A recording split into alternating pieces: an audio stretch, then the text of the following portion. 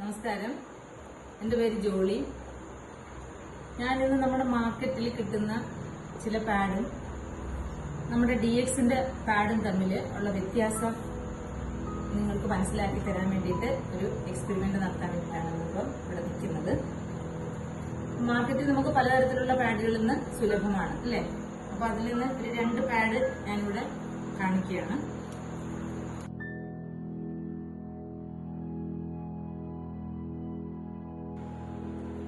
ഇത് നമ്മുടെ DXന്റെ പാഡാണ്. ഈ DXന്റെ പാഡിന്റെ പ്രത്യേകതകള്, ഇതിനൊരു 7 ലെയർ ഉണ്ട്. 7 ലെയർ ഉള്ളതുകൊണ്ട് തന്നെ അബ്സോർപ്ഷൻ കപ്പാസിറ്റി കൂടുതലാണ്. ഏകദേശം ഒരു 100 ml ബ്ലഡ് ഇതിനകത്ത് അബ്സോർബ് ചെയ്യാൻ അറ്റ് എ ടൈം നമുക്ക് സാധിക്കും. അത് മാത്രമല്ല, ഇതിനകത്ത് ആനയോൺ സ്ട്രിപ്പ് അടങ്ങിയിട്ടുണ്ട്. ആനയോൺ സ്ട്രിപ്പിന്റെ പ്രത്യേകത നെഗറ്റീവ് അയോണിനെ പ്രൊഡ്യൂസ് ചെയ്യുന്നത് കൊണ്ട് ബാക്ടീരിയൽ ഗ്രോത്തിനെ തടയും.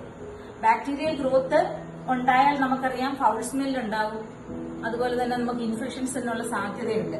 അപ്പൊ ഈ ആനയോൺ സ്ട്രിപ്പ് ഇതിനകത്ത് ഉള്ളതിനാല് ആ 2 കാര്യങ്ങളും നമുക്ക് ഒഴിവാക്കാനായിട്ട് പറ്റും. ഫൗൾ സ്മെല്ലും ഉണ്ടാവില്ല, അതുപോലെ തന്നെ നമുക്ക് ഇൻഫെക്ഷൻ ഉള്ള സാധ്യതയും വളരെ കുറവാണ്.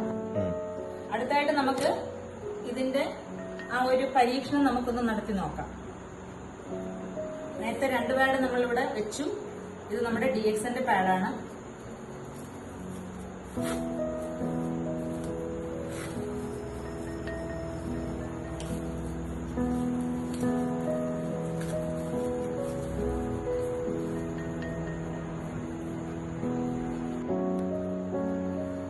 ഇതാണ് ആനയോൺ സ്ട്രിപ്പ്. നമുക്ക് പാഡ് എടുത്ത് നോക്കുമ്പോൾ തന്നെ നമുക്ക് ആ സ്ട്രിപ്പ് നമുക്ക് കാണാനായിട്ട് കഴിയും. ഇതാണ് നെഗറ്റീവ് അയോൺ പ്രൊഡ്യൂസ് ചെയ്യുന്നത്. ഇനി നമ്മൾ അടുത്ത് ചെയ്യാൻ പോകുന്നത്, ഈ 3 പാഡിലും ഈക്വൽ ആയിട്ട് നമ്മൾ വെള്ളം ഒഴിക്കാൻ പോവുകയാണ്. ഒരു മെഷറിംഗ് കപ്പുണ്ട്.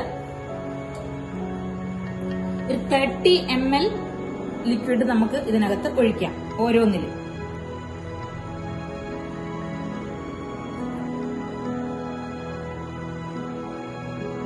ml ആണ് ആദ്യത്തെ പാഡിൽ നമ്മൾ ഒഴിക്കുകയാണ്.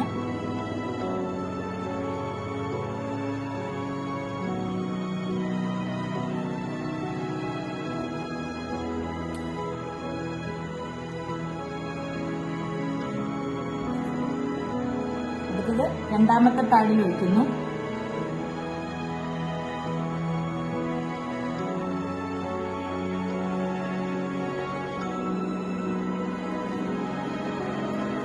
ഇനി നമ്മള് 3ാമത്തെ പാഡില് ഒഴിക്കാൻ പോവാണ്.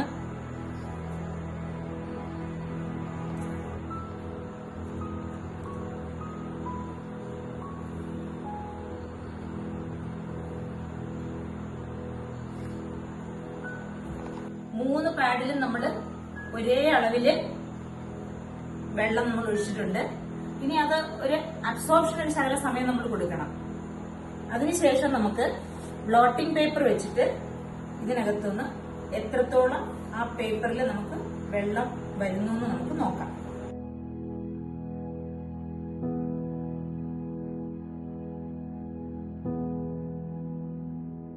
ഇനി നമ്മളതൊന്ന് ഒപ്പിയെടുക്കാൻ പോവാണ്. ആദ്യം നമ്മൾ ഒഴിച്ച ഇതില് പതിയെ മാത്രമാണ് ഞാൻ പേപ്പർ വെക്കുന്നത്. കണ്ടോ, ആ പേപ്പറിൽ അത് വെള്ളം വന്നിട്ടുണ്ട്. ഇനി 2ാമത്തേതില് അതേപോലെ തന്നെ പതുക്കെ നമ്മൾ വെച്ചു. കണ്ടല്ലോ. ഇനി 3ാമത്തെ പാഡില് അതിലും അതുപോലെ തന്നെ നമ്മൾ വെച്ചു. കണ്ടോ, ഇതിനകത്തൊരു ശകലം പോലും വെള്ളം ഈ പേപ്പറിൽ നമുക്കില്ല. അതാണ് നിങ്ങളോട് ഞാൻ ആദ്യം പറഞ്ഞത്, ക്വിക്ക് അബ്സോർപ്ഷൻ ആണ്. നമ്മുടെ സ്കിന്നുമായിട്ട് കോണ്ടാക്ട് വരുന്ന ഈ ഒരു ഫസ്റ്റ് ലെയർ പെട്ടെന്ന് ഡ്രൈ ആവും. അപ്പൊ നമുക്ക് നല്ലൊരു ഫീലിംഗ്, ആ ഉപയോഗിക്കുന്ന വ്യക്തിക്ക് ഒരു വെറ്റ് ഫീലിംഗ് ഒരിക്കലും തോന്നില്ല. അത്രയ്ക്ക് പെർഫെക്റ്റ് ആണ് ഇതിന്റെ ഫസ്റ്റ് ലെയർ. അപ്പം ആ ഒരു പരീക്ഷണത്തിൽ നിങ്ങൾക്കിത് മനസ്സിലായല്ലോ. അത് 3.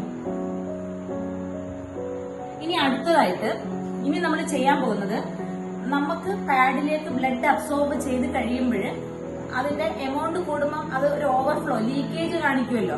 അപ്പം DXന്റെ പാഡ് ഞാൻ പറഞ്ഞു ലീക്കേജ് ഏറ്റവും ഇല്ല എന്നാണ്. ലീക്കേജ് ഇല്ലാത്ത ഒരു പാഡാണ് DXന്റെ പാഡ്. മറ്റു പാഡുകൾ എങ്ങനെയാണെന്ന് നമുക്ക് നോക്കാം. ആദ്യം നമുക്ക് ഈ പാഡ് തന്നെ എടുക്കാം. ഓവറായിട്ട് നമുക്ക് ഇതിനകത്ത് ബ്ലഡ് കളക്ട് ചെയ്ത് കഴിയുമ്പോൾ പുറത്തേക്ക് വരാൻ സാധ്യതയുണ്ടല്ലോ. അങ്ങനെ ഉണ്ടെങ്കിൽ നമുക്ക് ഇത് പിഴിയുമ്പോൾ നമുക്ക് ഇതിനകത്ത് വെള്ളം വരും. ഉണ്ടാവും. ഇത് ലീക്കേജ് വരും എന്നുള്ളതിന് തെളിവാണ്. ഇനി രണ്ടാമത്തെ പാഡ്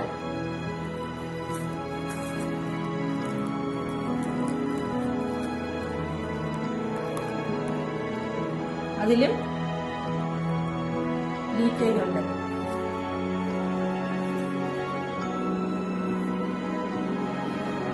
ഇനി ഇത് മൂന്നാമത്തെ പാഡ് DXന്റെ നമ്മുടെ പാഡാണ്.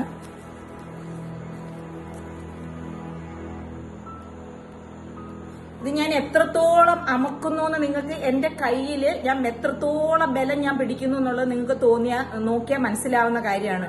ഞാൻ ഇത്രയും അമക്കിയിട്ടും ഒരു തുള്ളി പോലും ഇതിനകത്തുനിന്ന് പുറത്തേക്ക് വന്നിട്ടില്ല വെള്ളം. ഞാൻ നല്ലതുപോലെ സ്ക്വീസ് ചെയ്ത് പിഴിയാണ്. എന്നിട്ട് ഒരു തുള്ളി പോലും വെള്ളം വരുന്നുണ്ടോ നിങ്ങൾ നോക്കിക്കോളൂ. ഇതാണ് DXന്റെ പാഡ്. ഇതാ ഇത്രയും അമർത്തിയിട്ടും വെള്ളം വരുന്നില്ല. പുറമേക്ക് ഒരു തുള്ളി പോലും വെള്ളം വരുന്നില്ല. അതാണ് ഈ രണ്ടിനകത്തും വെള്ളം വന്നു. ഇനി നമുക്കിതൊന്ന് ഓപ്പൺ ആക്കി നോക്കാം. ഇത്രയും ലീക്കേജ് വന്നിട്ട് പാഡിന്റെ അവസ്ഥ എങ്ങനെ ഉണ്ടെന്ന് ഉണ്ടോ. ഈ പാഡ് എന്നിട്ട് നോക്കുമ്പോഴും അതിന്റെ രീതിക്ക് വ്യത്യാസം വരുന്നില്ല. ഇതുപോലെ തന്നെയാണ് ആ പാഡ്. ഇനി അടുത്ത പാഡ് നമുക്കൊന്ന് നോക്കാം. കുറച്ച് ചുളുക്കമാണിത്. ഇനി ഉണ്ടോ. ഇനി ഇതിനകത്തെ നമുക്ക് ലെയേഴ്സ് ഒന്ന് നോക്കാം.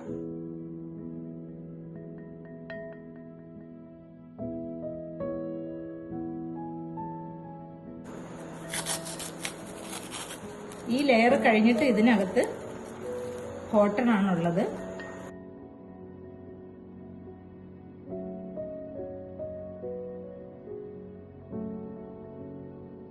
അതുപോലെ തന്നെയാണ് ഇതും.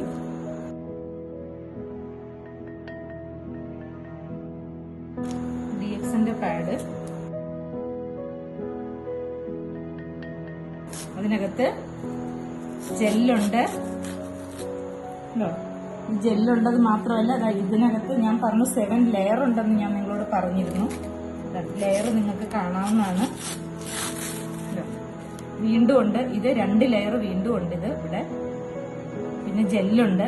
അത് കഴിഞ്ഞ് അതിന്റെ ഇപ്പുറത്ത് വീണ്ടും നമുക്ക് ലെയറുണ്ട്.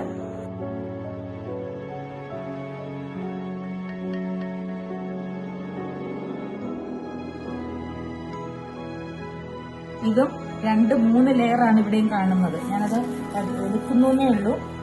അതിനകത്താണ് ഏറ്റവും പുറമേ ഉള്ള പാളിയിലാണ് നമ്മുടെ അണിയൻ സ്ട്രിപ്പ് ഇരിക്കുന്നത്, ഏറ്റവും ടോപ്പിലുള്ളത്. ഇതാണ് DXന്റെ പാഡ്. ഏറ്റവും പുറമേ ഉള്ള പാളിയിലാണ് ആനയോൺ സ്ട്രിപ്പ് ഇരിക്കുന്നത്. ഫൗൾ സ്മെൽ ഉണ്ടാവില്ല. അതുപോലെ ഇത് കറക്റ്റ് ഫിറ്റിംഗ് ആണ്. അപ്പൊ ഇതാണ് ഈ 3 പാഡുകളും തമ്മിലുള്ള ഞാനിപ്പോ നിങ്ങളെ കാണിച്ച വ്യത്യാസങ്ങൾ. DXN പാഡിന്റെ പ്രത്യേകതകൾ നിങ്ങൾക്ക് മനസ്സിലായിട്ടുണ്ടാവും. അപ്പം ഇനി ഇത് ആവശ്യമുള്ളവര് താഴെ കാണുന്ന നമ്പറിൽ കോൺടാക്ട് ചെയ്യുക. നിങ്ങൾ ഏത് ചൂസ് ചെയ്യണമെന്ന് നിങ്ങൾ തന്നെ തീരുമാനിക്കുക. Thank you.